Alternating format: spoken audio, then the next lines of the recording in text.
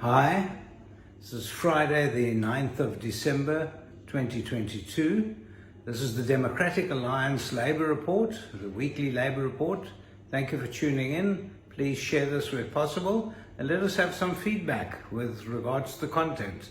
I'm going to be speaking about a few issues. One of them is obviously the ghost employees in government service. The other one is what's happening with the trade union movement, the Stalingrad tactics. We're going to look at Zuma and then Ramaphosa, both producing the same. I want to have a look at load shedding, the independent judiciary, and obviously the public holidays. So thank you once again for listening to me. It's Michael Bagram. I'm the Labour spokesperson for the Democratic Alliance. Now, the one really interesting thing is, and we've been harping about this for years, and somehow not very little gets done about it, and that's ghost employees. Well, to tell you what a ghost employee is, it's an employee that doesn't actually exist, and someone else is receiving their salary on a monthly basis. Now, just think this one through. If in fact you've got someone on your payroll that doesn't exist, and that you're giving that salary to someone else, either that's still on your payroll or someone who is outside your service, that is a gift that keeps on giving. Just think about it a little bit. That you would have someone on your payroll, let's say they're earning 15,000 Rand a month, invariably it's a lot more than that. That person would then not exist, and you're giving someone else the 15,000 Rand. Now, what we've discovered just recently, this last week, is that PRASA, the organization that is it's a parastatal, that is government, and it is always claiming that they're bankrupt. In fact, they said so when they couldn't pay the increases to their employees.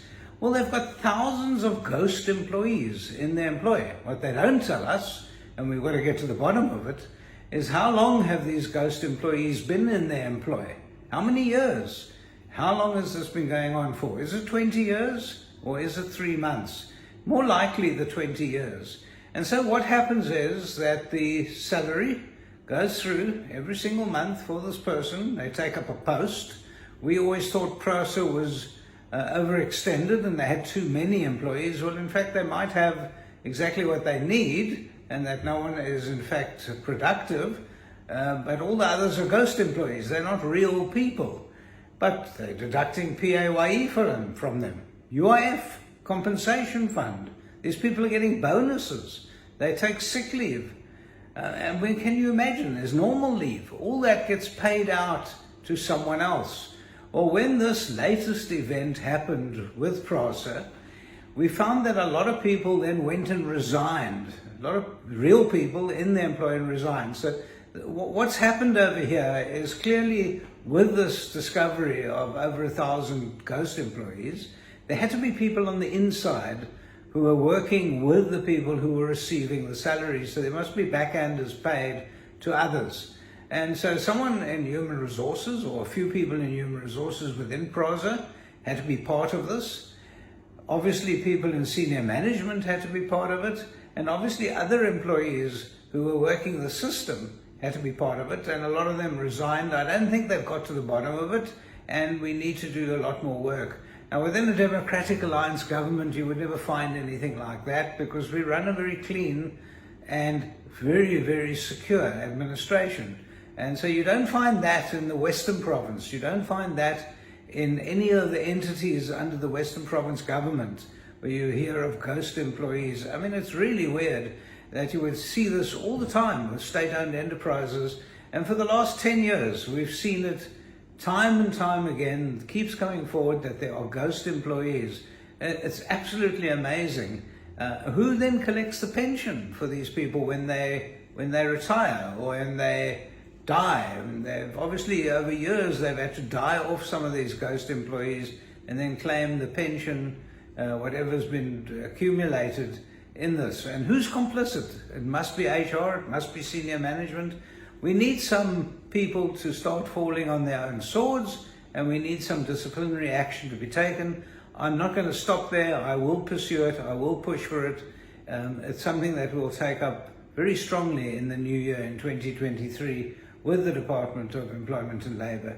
It can't be like this.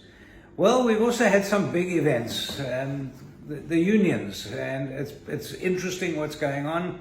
It's wonderful stuff, actually, because, as you know, the tripartite alliance between COSATU, the ANC, and the Communist Party has been a strong alliance, and they have been the backbone of every election for the ruling party. For the governing party, because COSATU has been helping them. COSATU's got offices every 10 kilometers. They've got computers, they've got data, they've got workers. People who actually run the election campaign for the ANC. The ANC doesn't have that. Their wherewithal is bad. They're almost bankrupt. And now what's happened is COSATU this last week said they will not be supporting the ANC in the elections. They have some of their own issues. They're obviously, and we've reported on this in the past, they're obviously angry with the ANC, they're angry with government, and they're saying government pulled a dirty on them on that 3-year agreement, and now they went and unilaterally implemented a 3% increase. So they're very angry, and I think that anger is well placed, and we look forward to the breakdown of this relationship completely. It'll be interesting to see where they align themselves. At the end of the day, it actually makes no difference, but it's good that they've fallen out of bed with the ANC, because it just was impossible. The ANC and government and the parastatals being the biggest employers in the country, and each time cheating the trade unions. So the staff are quite right to say we want to get back to workerist issues. Interesting stuff, and I will keep you reported on that. The Stalingrad tactics, obviously, I get this all the time with employees in the private sector, where people keep litigating to try and stop any blame being placed on them. Well, we saw that very carefully with Zuma. You will remember that Zuma is still going.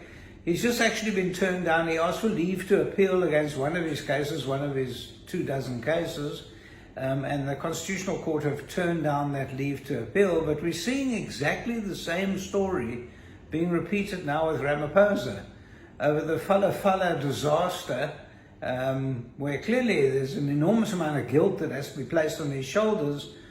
He's running off to the Constitutional Court again. He's obviously singing from the same hymn book that Zuma sings from.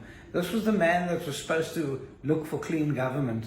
Well, it's so dirty that there's no ways you can even try and clean it. So much for that new dawn which turned into an old yawn. We have exactly the same Zuma tactics repeated itself, but then of course it's understood. At the end of the day, Ramaphosa was at Zuma's elbow for those 10 years where they hollowed out the state. So he can't say that he didn't know, he can't say that he didn't agree, and he certainly can't say that I didn't approve.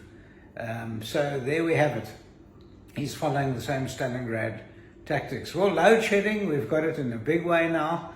Again, the Western Province is doing everything in its power to bring in private producers. They are more than halfway there.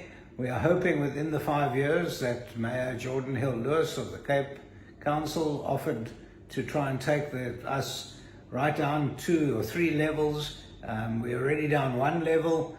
And we're hoping that here in the Cape Province we don't suffer as much as the rest of the country. It's terrible to say this, but at least under a Democratic Alliance rule, we're doing everything in our power to ensure that power stays on. It's destroying the business community, it's destroying family life, it's destroying almost everything. The world works on electricity, and if you can't supply it, and if you've actually let it slide for the last 25 years, which is what they've done, the ANC has destroyed Eskom completely. I'm not sure at the end of the day if they're going to do anything until they've been removed from power in 2024. So let's watch this space.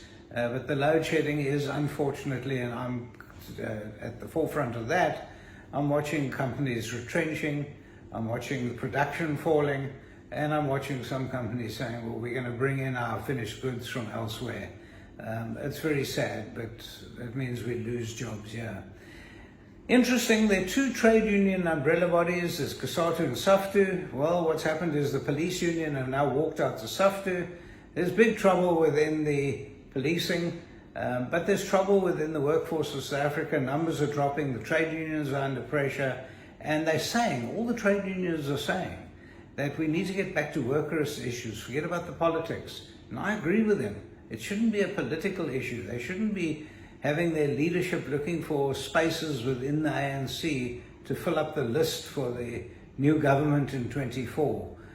We shouldn't have that. Trade unions should be representing their members. Our judiciary is still independent, I'm happy to report, and I'm happy to say that with the judiciary actually speaking truth to power, we've got some hope in South Africa. And of course, the Democratic Alliance, we support the judiciary very strongly, we salute them, and let's look for a way forward to a new government in 2024 under the Democratic Alliance and partners. We look forward to that. So thank you for listening to me. It's Michael Wagram, Friday the 9th of December, 2022. Thank you.